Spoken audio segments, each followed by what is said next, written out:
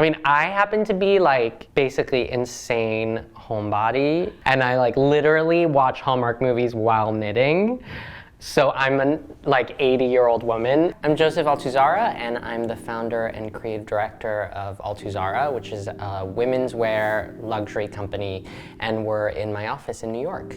When I started the brand 15 years ago, at 25, I was a very different person than I am today, and so it's evolved a lot. But I think one of the constants is that it's very much based on who I am and what my upbringing was. I grew up in Paris, my father is French, and my mom is Chinese American. If there are sort of pillars of the brand, Altuzarra very much exists in this space that is very multicultural. I do think New York is now part of the DNA of the brand. There is no other city where I feel more myself.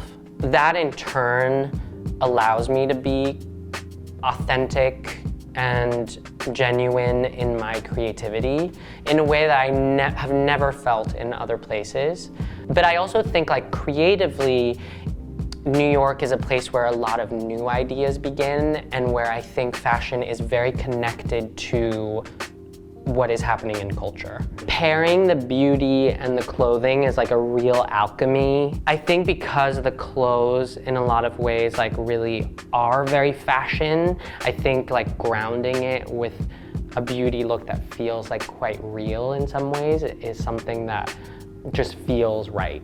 I've always had like a very solid routine, and during the pandemic like I continued it and just experimented with different things, but I became really interested in cosmetics. Partially it was because I was also working on Altu, and I like had sort of challenged myself during that time to be like, why do I feel really weird and ashamed about like wearing makeup? And so I learned a lot about makeup. I think I found a lot of positivity and a lot of joy in that space.